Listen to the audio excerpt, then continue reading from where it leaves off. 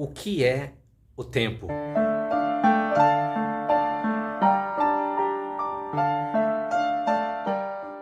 A estrutura molecular do Einstein e do carro estão completamente intactas. Então onde eles estão? A pergunta certa é, quando eles estão? Sabe, o Einstein acaba de se tornar o primeiro viajante do tempo. Eu o mandei para o futuro! A gente sabe que o tempo é utilizado na física de uma maneira muito ampla. Quando a gente calcula, por exemplo, a velocidade, a gente expressa a velocidade em metros por segundo. Segundo é a dimensão, é a unidade que a gente caracteriza a grandeza física chamada tempo no sistema internacional. E uma pergunta fundamental que surge é: qual é o significado, ou qual é o sentido, de onde vem ou como nós podemos definir o conceito de tempo? No dia a dia a gente sabe, a gente utiliza o conceito de tempo assim corriqueiramente. Por exemplo, a gente pode falar assim: eu estou sem tempo para fazer tal coisa hoje. Ou quanto tempo demora para eu chegar em tal lugar. Ou quanto tempo eu preciso para realizar essa atividade em particular. E assim sucessivamente. Do ponto de vista físico, até no dia a dia mesmo, a gente fala quanto tempo esse ônibus demora ou ele leva para atingir o objetivo. Então o conceito de tempo ele está assim, presente de maneira muito ampla, muito próxima do nosso dia a dia.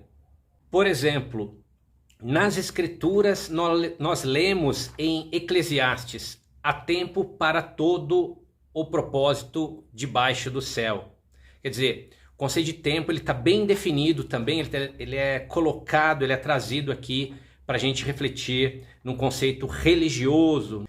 Segundo os gregos, existem dois tipos de tempo: o cronos, né? A gente fala até cronológico, o tempo de fato sequencial, cronológico em si, que é o tempo que se mede, é aquele de natureza quantitativa. E existe um outro tempo que eles chamam de kairos, que é de natureza qualitativa, o momento indeterminado no tempo em que algo especial acontece, a experiência do momento oportuno. É algo um pouquinho mais filosófico, foge do nosso escopo aqui nesse vídeo, mas os gregos refletiam já bastante sobre o conceito de tempo também. Nos nossos cursos de ensino médio a gente aprende a conjugar os verbos, então nós temos os tempos verbais, que é passado, presente e futuro, existem as ramificações, mas ali também o conceito de tempo ele está muito presente na língua portuguesa ou nos idiomas de uma maneira geral. Então mais uma abordagem, mais uma perspectiva sobre o conceito de tempo. Em seu livro A Vida Intelectual, Sertilange, que viveu entre 1863 e 1948, ele fala: sob pressão nos concentraremos mais, aprenderemos o valor do tempo, nos refugiaremos com ímpeto nessas horas raras em que o dever estando satisfeito,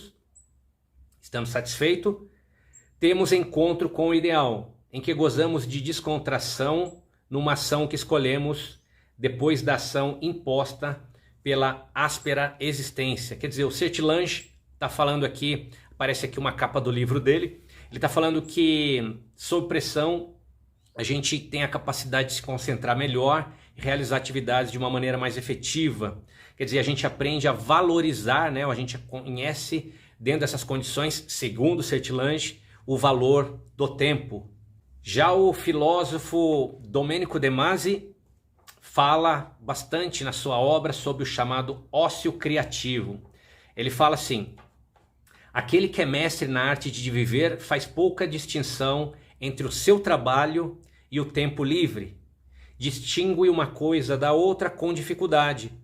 Almeja simplesmente a excelência em qualquer coisa que faça, deixando aos demais a tarefa de decidir se está trabalhando ou se divertindo. Quer dizer, ele fala para a gente usar o nosso tempo livre, né? Aspas, tempo livre, realizando atividades que na verdade nos realizam, independente de ser trabalho ou lazer.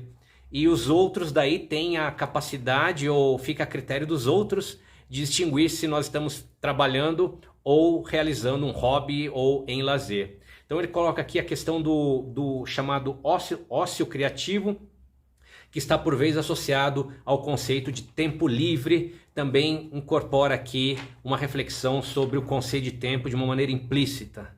Na física, como eu já disse na introdução desse vídeo, o tempo é descrito, ele é medido, ele é quantificado dentro do MKS, o Sistema Internacional.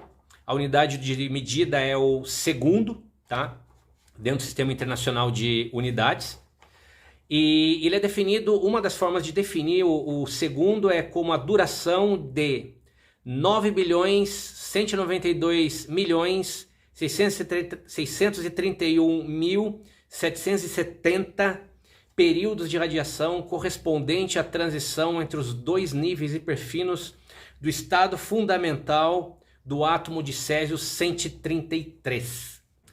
É essa grandeza que vai definir o que é um segundo, tá? Então quando a gente olha para um relógio, a gente vê o ponteiro, né? 1 segundo, 2 e assim sucessivamente. A gente está falando dentro da física com a definição de segundo, e eu acabei de colocar aqui para vocês uma delas. Isso acontece, eu digo, você pode ter acesso a essas as definições de tempo, metro e quilograma nos livros clássicos que a gente já mencionou aqui no canal. Então a definição de segundo, né, para a gente pegar e delinear aqui o que a gente está discutindo nesse vídeo, é essa que eu acabei de essa que eu acabei de mencionar aqui para vocês.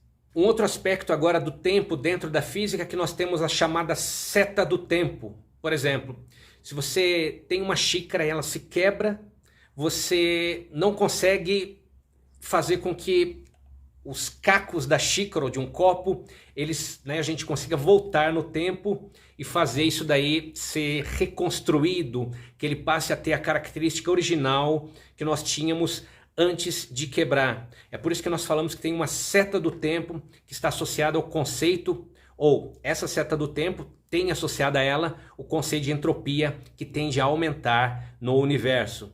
Então a gente tem aqui uma outra perspectiva sobre o conceito de tempo dentro da física. Uma outra perspectiva de tempo dentro da física é relacionada à chamada teoria da relatividade restrita. Ali nós temos a dilatação temporal. Existe uma fórmula específica que a gente pode medir o tempo. O conceito de tempo ele varia à medida que nós nos aproximamos da velocidade da luz. Essencialmente o que eu estou falando aqui é da dilatação temporal segundo a teoria da relatividade restrita de Albert Einstein. Nós temos aqui no canal um vídeo sobre o Einstein, fica aqui a recomendação para vocês. Então ali, segundo a teoria que o Einstein propôs, é possível você mudar, não você mudar, mas existe uma característica intrínseca associada à teoria da relatividade restrita que caracteriza uma mudança, uma dilatação temporal à medida que nós saímos das velocidades, do regime de velocidades comum aqui no nosso dia a dia e a gente se aproxima da velocidade da luz, tá? Vou deixar a fórmula aqui, a gente pode ver os casos limites. E o que acontece é que quando você se aproxima, V aproxima de C, você percebe que tem uma situação muito peculiar que o tempo se dilata. É daí que surge o conceito de paradoxo dos gêmeos.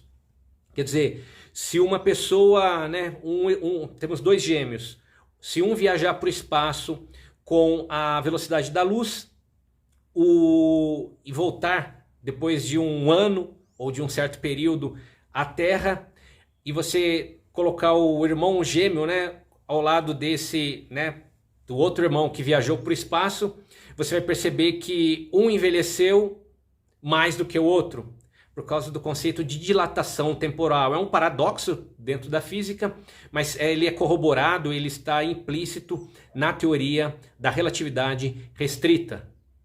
Para a gente fechar essa discussão sobre o tempo, eu gostaria de trazer aqui um pensamento de Santo Agostinho, que veio de 354 a 430, e ele fala assim: que é, pois, o tempo? Quem poderá explicá-lo clara e brevemente? Quem o poderá aprender? Quem o poderá apreender, quer dizer, reter, mesmo só com o pensamento? para depois nos traduzir por palavras o seu conceito? E que assunto mais familiar e mais batido nas nossas conversas do que o tempo? Como eu mencionei, né? Demora muito, demora pouco, quanto tempo demora para chegar, né? Para o ônibus chegar, coisas do gênero. E aí ele continua, ele fala, quando dele falamos, né? Quando a gente fala do tempo, compreendemos o que dizemos. Compreendemos também o que nos dizem quando dele nos falam.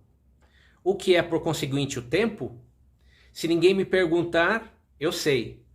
Porém, se eu quiser explicar a quem me fizer a pergunta, já não sei. Então essas são as palavras de Santo Agostinho, tem diversos outros filósofos com essa perspectiva. Essa aqui é uma tradução para o português. Fica aqui então essa reflexão sobre o tempo, e se você gostou desse vídeo, eu peço que você deixe o seu like, se inscreva no canal, curta os nossos vídeos, prestigie outros vídeos que a gente tem no canal, direto ou indiretamente, sobre esse tema. Eu aproveito para desejar a todos, a todas, boa física, bons estudos, se cuidem e até a próxima.